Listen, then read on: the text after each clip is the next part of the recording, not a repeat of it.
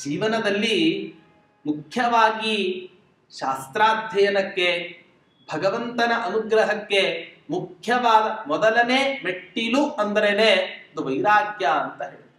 ಬೇರೆ ಕಡೆ ಆಸಕ್ತಿ ಇರ್ತಕ್ಕಂಥ ಪುರುಷನಿಗೆ, ಇಲ್ಲಿ ಅನಾಸಕ್ತಿ ಇರ್ತಕ್ಕಂಥ ಪುರುಷನಿಗೆ ಈ ವಿದ್ಯೆಯನ್ನು ಫಲಿಸೋದಿಲ್ಲ. ಹಾಗೆ ವೈರಾಗ್ಯವನ್ನ ಇತರ ಪದಾರ್ಥಗಳಲ್ಲಿ ತಾಳದೆ ನಾವು ಈ ಸಂಸಾರವನ್ನ ಅಥವಾ ಈ ಶಾಸ್ತ್ರಾಧ್ಯಯನವನ್ನ ನಾವು ಅತ್ಯಂತ ಶ್ರದ್ಧೆಯಿಂದ ನಾವು ಮಾಡ್ತೇವೆ ಅಂತ ಹೇಳಲಿಕ್ಕೆ ಸಾಧ್ಯವೇ ಇಲ್ಲ.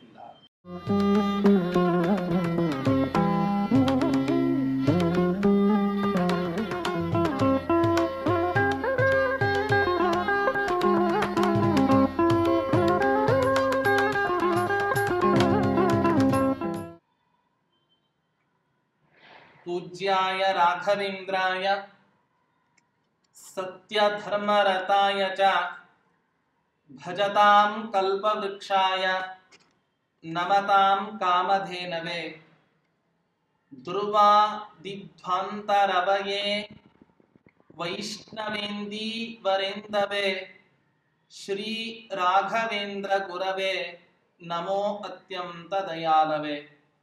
ಶ್ರೀ ಗುರುಭ್ಯೋ ನಮಃ ಹರಿಹಿ ಓಂ. ಹೀಗೆ ಮುಂದೆ ವರ್ಣನೆಯನ್ನು ಮಾಡ್ತಾ ಈ ಗಾರ್ಹಸ್ಥ್ಯದ ಬಗ್ಗೆ ಅನೇಕ ರೀತಿಯಾದಂತಹ ದೋಷಗಳನ್ನ ಅವರು ಹೇಳಲಿಕ್ಕೆ ಆರಂಭ ಮಾಡ್ತಾ ಇದ್ದಾರೆ. ಒಬ್ಬ ಗೃಹಸ್ಥ ತಾನು ಜೀವನವನ್ನು ನಡೆಸಬೇಕಾದ್ರೆ ತನಗೋಸ್ಕರ ಮಾತ್ರ ಜೀವನ ಅಲ್ಲ, ತನ್ನ ಮಡದಿ, ತನ್ನ ಮಕ್ಕಳು, ಆ ಕುಟುಂಬ ಪೋಷಣೆಗೋಸ್ಕರ ಒಂದಲ್ಲ ಒಂದು ಕೆಲಸವನ್ನ ಅವನು ಮಾಡಲೇಬೇಕು. ಆ ಕೆಲಸ ಮಾಡಬೇಕಾದ್ರೆ ಶ್ರೀಮಂತರ ಹತ್ತಿರ ಹೋಗಬೇಕು. ಅವಾಗ ಏನೇ ಕೆಟ್ಟದ್ದು ಮಾಡ್ಲಿ, ಅವನೇನೇ ಎಷ್ಟೇ ಹಿಂಸೆಯನ್ನು ಕೊಡ್ತಾ ಇರ್ಲಿ, ಆದ್ರೂ ಕೂಡ ಅವನನ್ನು ಹೊಗಳ್ತಾನೆ ನಾವು ಇರಬೇಕು ಹೊರತು ಅವನನ್ನು ತೆಗಳಿದ್ರೆ ನಮ್ಮ ಜೀವನ ನಡೀಲಿಕ್ಕೆ ಸಾಧ್ಯ ಇಲ್ಲ. ಹೀಗೆ ಗೃಹಸ್ಥಾಶ್ರಮದಲ್ಲಿ ಇದ್ದಾಗ ಯಾವ ಯಾವ ಕಷ್ಟ ದೋಷಗಳು ಆ ಗೃಹಸ್ಥಾಶ್ರಮದಲ್ಲಿ ಇದೆ ಅನ್ನೋದನ್ನ ನಿರೂಪಣೆ ಮಾಡ್ತಾ ಇದ್ದಾರೆ ಈ ಶ್ಲೋಕದಲ್ಲಿ.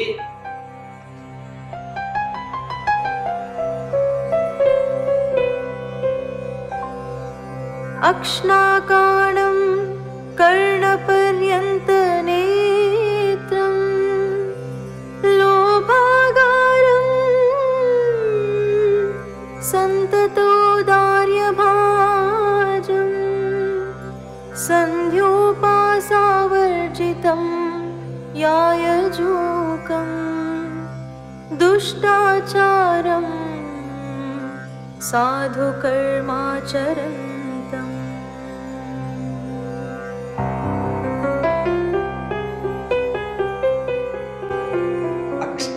ಕಾಣಂ ಗೃಹಸ್ಥಾಶ್ರಮದಲ್ಲಿ ಇದ್ದಾಗ ಯಾವ ಯಾವ ವ್ಯಕ್ತಿಗಳನ್ನ ಯಾವ ಯಾವ ರೀತಿ ನಾವು ಹೊಗಳಬೇಕಾಗತ್ತೆ ಅನ್ನೋದನ್ನ ವರ್ಣನೆ ಮಾಡ್ತಾ ಇದ್ರು.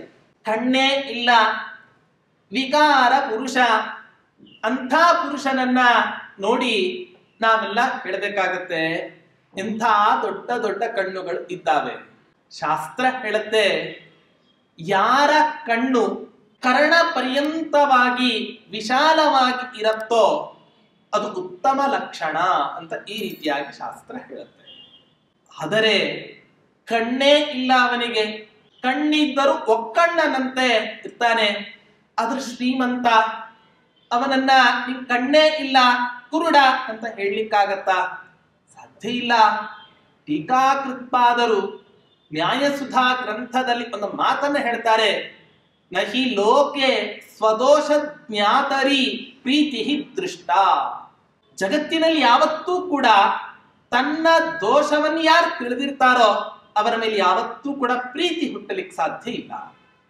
ತನ್ನ ದೋಷ ಇನ್ನೊಬ್ಬರಿಗೆ ಗೊತ್ತಿದ್ದರೂ ಕೂಡ ಅದನ್ನ ಹೇಳದೆ ಯಾರು ನನ್ನನ್ನು ಹೊಗಳ್ತಾರೋ ಅವನನ್ನ ತುಂಬಾ ಚೆನ್ನಾಗಿ ನೋಡ್ಕೊಳ್ತಾರೆ. ಅಕ್ಷ್ಣ ಕಾಣಂ ಕರ್ಣಪರ್ಯಂತ ನೇತ್ರಂ ಲೋಭಾಗಾರಂ ಸಂತತೌದಾರ್ಯ ಭಾಜಂ.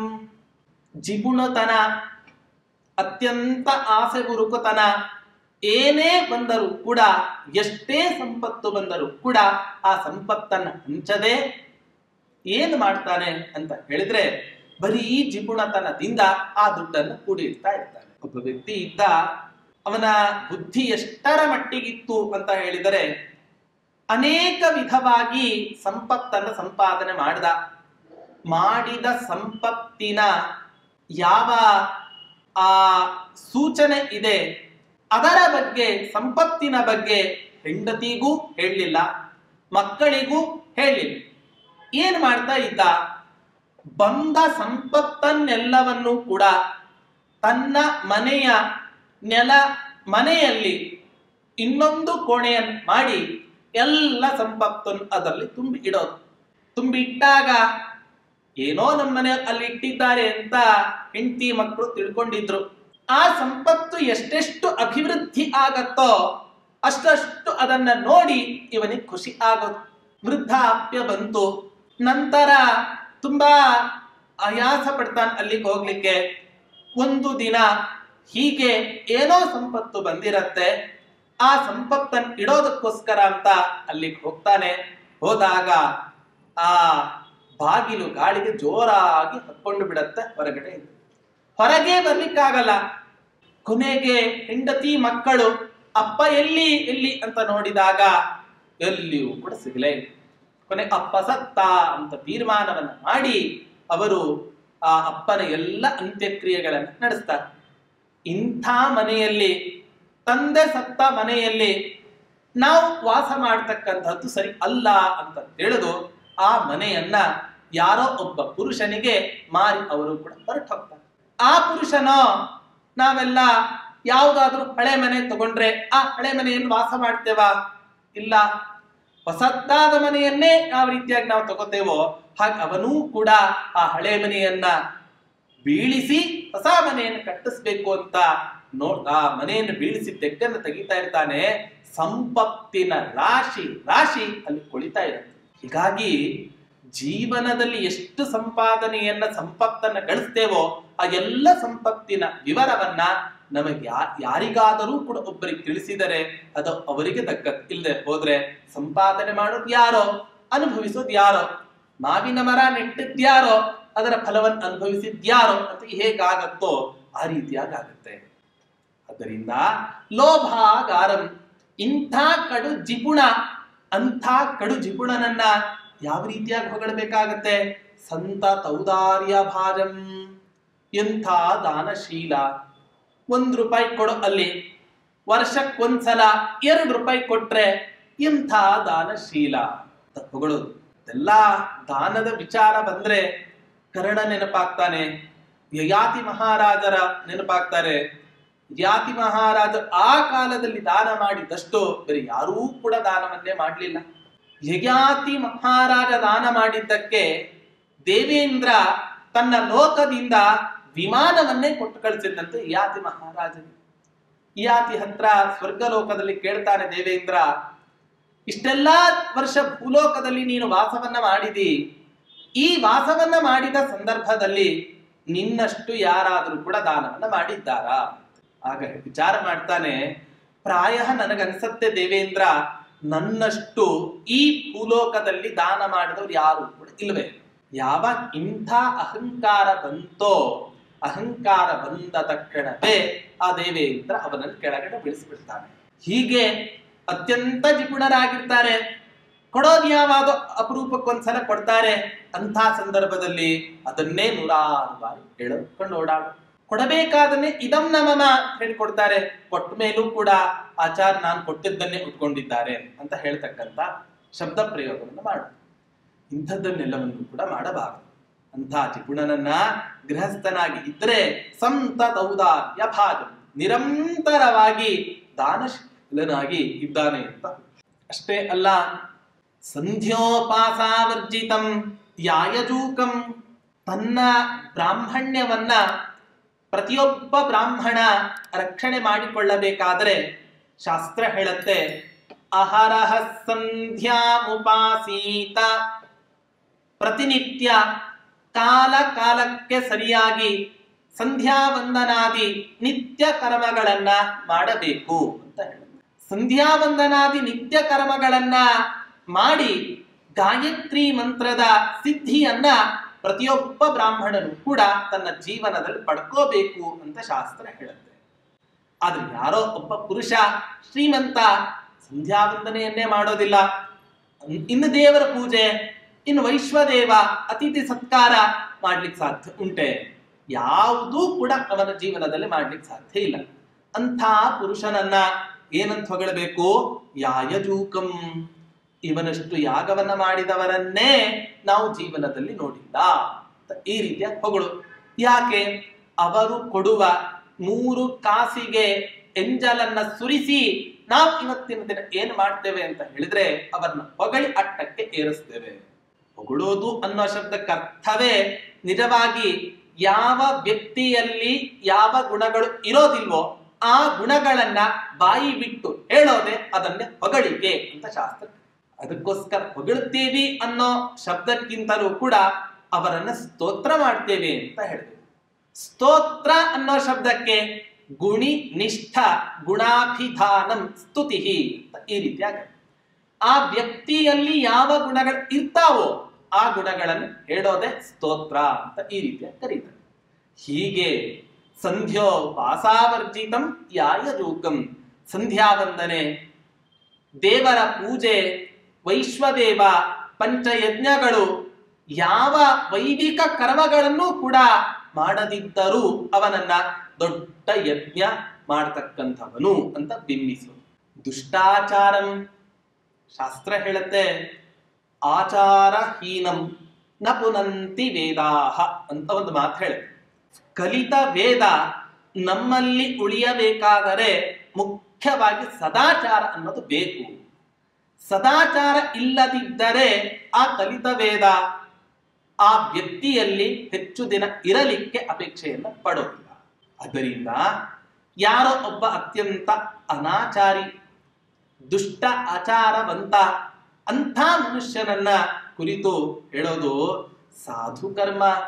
ಇಂಥ ಸದಾಚಾರಿಯಾಗಿ ನೀನು ಜೀವನವನ್ನ ನಡೆಸ್ತಾ ಇದ್ದೀಯಾ?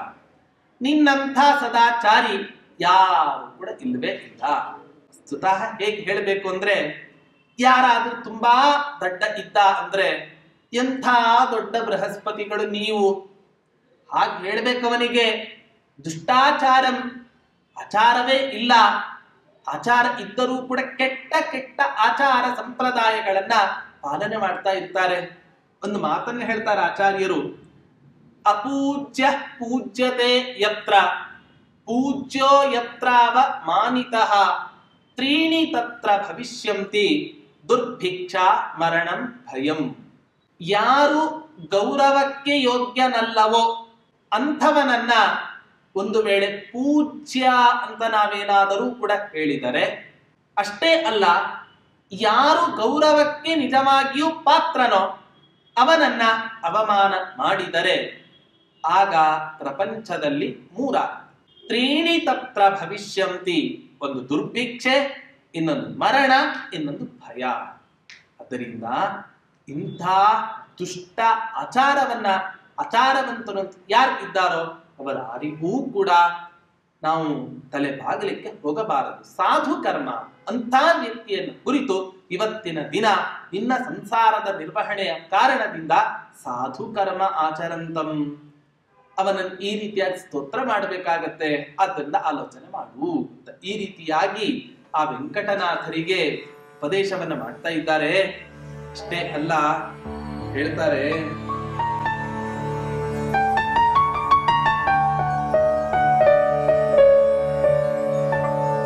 ಕ್ರೂರಂ ಶಾಂತಂ ರಾಗಶೀಲಂ ವಿರಕ್ತಂ ಮತ್ತಂ ಮುಗ್ಧಂ ವೃದ್ಧಿಮಂತಂ ಯುವಾನಾಂ ದುಷ್ಟಂ ಸಾಧುಂ ದುರ್ವಿನೀತಂ ವಿನೀತಂ ಲಕ್ಷ್ಮ್ಯಾತೀತಂ ಲಕ್ಷಣೌಘೈರುಪೇತಂ.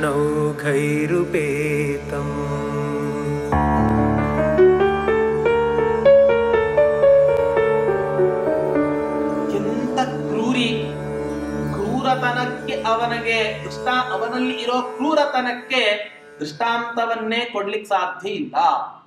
ಅಂಥ ದೊಡ್ಡ ಕ್ರೂರತನ ಆ ವ್ಯಕ್ತಿಯಲ್ಲಿ ಇರುತ್ತೆ. ನಾವೆಲ್ಲ ಅನೇಕ ವಿಧವಾದ ಕ್ರೂರತನವನ್ನ ನಾವು ಬದುಕಿದ್ದಾಗ ಅನೇಕರಲ್ಲಿ ಇವತ್ತಿನ ದಿನ ನಾವು ನೋಡಬಹುದಾಗಿದೆ. ಹಿರಣ್ಯಕಶಿಪುವಿನ ಕ್ರೂರತನ, ಹಾಗೆ ರಾವಣನ ಕ್ರೂರತನ, ಕುಂಭಕರ್ಣ, ಕಂಸ, ಇವರೇ ಮೊದಲಾದ ಎಲ್ಲ ಮಹಾನುಭಾವರು ಕೂಡ ಕ್ರೂರತನಕ್ಕೆ ಸಾಕ್ಷಿಯಾಗಿ ಇವತ್ತಿನ ದಿನ ಜಗತ್ತಿನಲ್ಲಿ ನಿಂತಿದ್ದಾರೆ. ಅಂಥ ಕ್ರೂರರಾದಂಥ ಒಬ್ಬ ಪುರುಷನನ್ನ ನೋಡಿ, ಎಂಥ ಶಾಂತ ಸ್ವಭಾವದವನು ನೀನು, ನಿನ್ನಷ್ಟು ಶಾಂತಿ, ನಿನ್ನಷ್ಟು ಅತ್ಯಂತ ಶಾಂತ ಪುರುಷ ಪ್ರಪಂಚದಲ್ಲಿ ಹುಡುಕಿದರೂ ಕೂಡ ಸಿಗಲಾರ ಅಂತ ಅವನನ್ನ ಹೊಗಳೋದು ಸಾಧ್ಯ ಇದೆನಾ? ಅಷ್ಟೇ ಅಲ್ಲ, ರಾಗಶೀಲಂ ವಿರಕ್ತಂ, ವೈರಾಗ್ಯದ ಸಂತಾನವೇ ಅವನ ಜೀವನದಲ್ಲಿ ಇರೋದಿಲ್ಲ. ವೈರಾಗ್ಯ ಅನ್ನೋ ಶಬ್ದಕ್ಕೇನೆ ಅವನ ಜೀವನದಲ್ಲಿ ಪ್ರವೇಶ ಇರೋದಿಲ್ಲ. ಅವನೇನೋ ಇವನನ್ನ ಕರೆಸಿ ದುಡ್ಡು ಕೊಟ್ರೆ ನನ್ನ ಬಗ್ಗೆ ಹೊಗಳ್ತಾನೆ ಅನ್ನೋ ಕಾರಣಕ್ಕೋಸ್ಕರ ಬಾಯಿ ತುಂಬ ಹೊಗಳ ಹಾಕೋದು. ಏನಂತ? ರಾಗಶೀಲಂ ವಿರಕ್ತಂ, ಎಂಥ ವೈರಾಗ್ಯವನ್ನ ಸಂಪಾದನೆ ಮಾಡಿದ್ದಾರೆ ನೋಡಿದ್ರೆ. ಅವನಷ್ಟು ವಿಷಯಾಸಕ್ತಿ ಇನ್ನೊಬ್ಬರಿಗೆ ಇರಲಿಕ್ಕೆ ಸಾಧ್ಯ ಇಲ್ಲ. ಅಂಥವ್ರಿಗೆ ಹೇಗೆ ತಾನೇ ವೈರಾಗ್ಯ ಅನ್ನೋದು ಬರ್ಲಿಕ್ಕೆ ಸಾಧ್ಯ ಉಂಟು? ಜೀವನದಲ್ಲಿ ಮುಖ್ಯವಾಗಿ ಶಾಸ್ತ್ರಾಧ್ಯಯನಕ್ಕೆ, ಭಗವಂತನ ಅನುಗ್ರಹಕ್ಕೆ ಮುಖ್ಯವಾದ ಮೊದಲನೇ ಮೆಟ್ಟಿಲು ಅಂದ್ರೇನೆ ಅದು ವೈರಾಗ್ಯ ಅಂತ ಹೇಳಿ. ಟೀಕಾಕೃತ್ಪಾದರು ಹೇಳ್ತಾರೆ, ಅನ್ಯತ್ರ ಆದರವತಃ ಅತ್ರ ಅನಾದರವತಃ ನ ಉಪಯೋಗಾಯ ಕಲ್ಪ. ಬೇರೆ ಕಡೆ ಆಸಕ್ತಿ ಇರ್ತಕ್ಕಂಥ ಪುರುಷನಿಗೆ, ಇಲ್ಲಿ ಅನಾಸಕ್ತಿ ಇರ್ತಕ್ಕಂಥ ಪುರುಷನಿಗೆ ಈ ವಿದ್ಯೆ ಅನ್ನೋದು ಫಲಿಸೋದಿಲ್ಲ. ಹಾಗೆ ವೈರಾಗ್ಯವನ್ನ ಇತರ ಪದಾರ್ಥಗಳಲ್ಲಿ ತಾಳದೆ ನಾವು ಈ ಸಂಸಾರವನ್ನ ಅಥವಾ ಈ ಶಾಸ್ತ್ರಾಧ್ಯಯನವನ್ನ ನಾವು ಅತ್ಯಂತ ಶ್ರದ್ಧೆಯಿಂದ ನಾವು ಮಾಡ್ತೇವೆ ಅಂತ ಹೇಳಲಿಕ್ಕೆ ಸಾಧ್ಯವೇ ಇಲ್ಲ. ಆದ್ದರಿಂದ ರಾಗಶೀಲಂ ವಿರಕ್ತಂ, ಯಾರು ಅತ್ಯಂತ ವಿಷಯಾಸಕ್ತಿಯಿಂದ ಕೂಡಿದ್ದಾನೋ ಅಂಥ ಪುರುಷನನ್ನ ಸಮೀಪಿಸಿ, ಎಂಥ ದೊಡ್ಡ ವಿರಕ್ತ ನೀನು, ನಿನ್ನಷ್ಟು ವಿರಕ್ತ ಪ್ರಪಂಚದಲ್ಲಿ ಇವತ್ತಿನ ತನಕವೂ ಕೂಡ ಯಾರೂ ಕೂಡ ಇರಲಿಕ್ಕೆ ಸಾಧ್ಯವೇ ಇಲ್ಲ.